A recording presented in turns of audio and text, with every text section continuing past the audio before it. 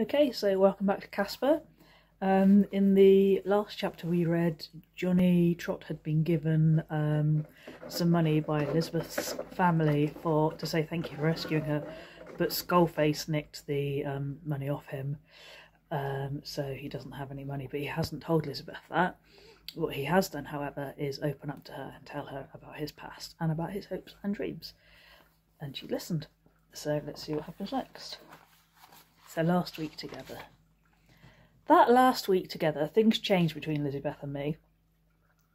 From the moment we were sitting up on that roof, holding hands and shaking with fear, she was no longer a little rich girl from America, and I wasn't a 14-year-old orphan from London. We had become proper friends, the best of friends. She no longer gabbled on all the time about herself or about Kaspar, as she had when I first known her. She asked questions, and she wanted answers.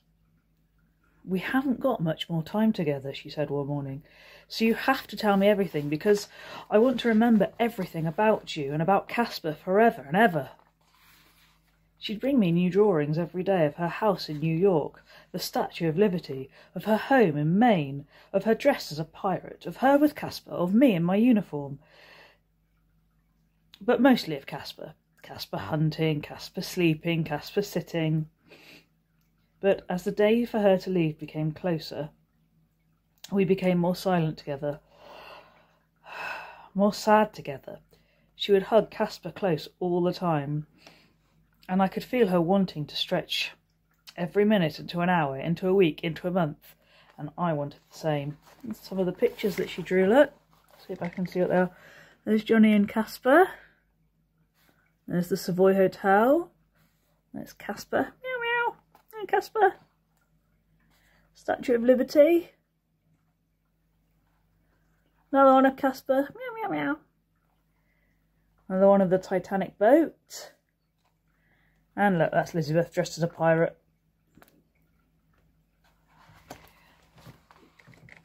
It was on the last evening that she first suggested the idea. She was cradling Kaspar, rocking him gently, her head buried into his neck, when suddenly she looked up at me, her eyes full of tears. "You could come, Johnny, you and Kaspar. You could come with us. We could go on the ship together. You could come and live in New York. You'd love it, I know you would.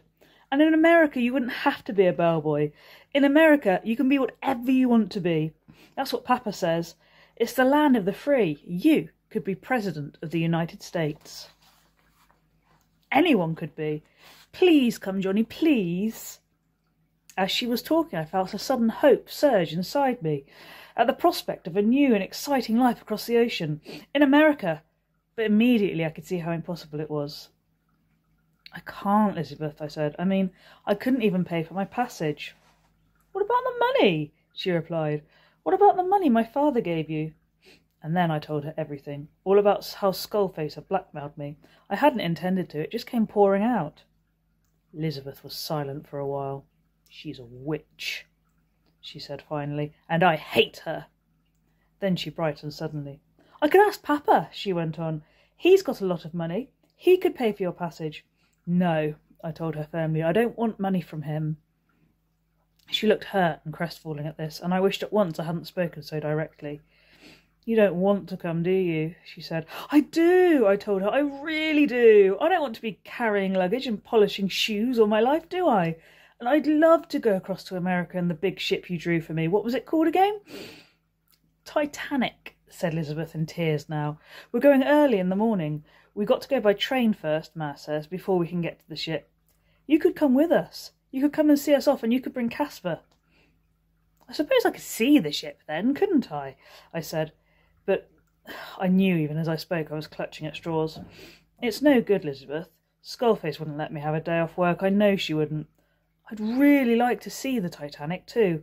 Is it really the biggest ship in the world?" "And the fastest," she said, getting up suddenly and handing me Kaspar. "I'm going to speak to Papa. You saved my life, didn't you? I'm going to ask him, and I'm going to tell him all about Skullface too." She was out of my room and gone before I could stop her. Whoops.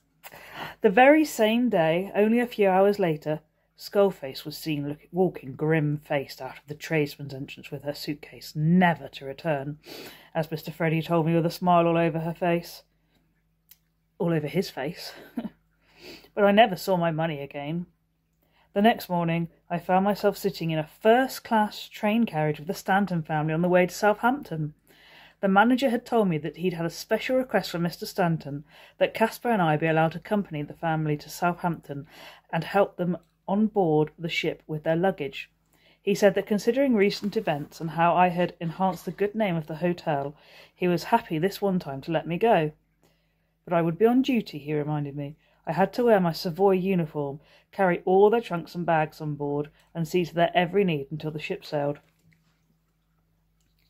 In among the luggage I carried out of the hotel that day was a picnic basket Mary O'Connell had borrowed from the stores.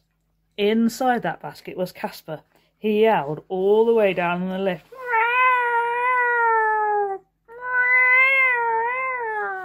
Look, there's Skullface leaving the hotel. Shame on you, Skullface. And here in this picture is Johnny Trot and Kaspar in the basket.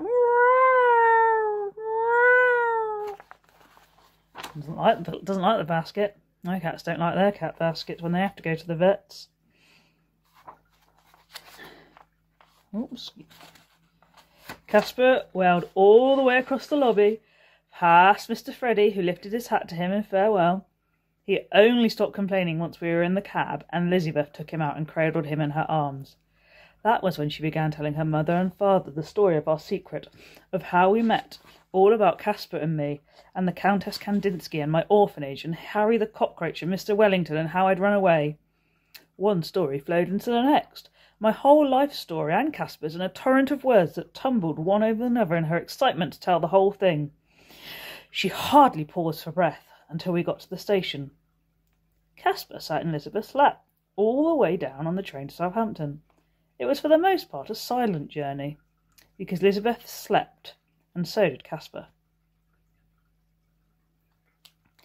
I shall never forget my first sighting of the Titanic. She seemed to dwarf the entire dockside. As I went up the gangplank carrying the Stanton's trunks, Elizabeth in front of me carrying Kaspar in the picnic basket, the band was playing on the quayside, and there were crowds of people everywhere, spectators on shore and passengers all along the railings, high excitement and anticipation in every face. I was agog with it all. 2 or 3 times I went back and forth to their cabin, Deck C, number 52. I've never forgotten the number. Their cabin was at least as spacious as the rooms at the Savoy, and just as luxurious. I was bowled over by the palatial splendour of everything I saw, by the sheer enormity of the ship, both inside and out. It was grander and more magnificent than I could ever have imagined. There you go, there's a picture of it. I think we'd better leave it there for today. Kaspar.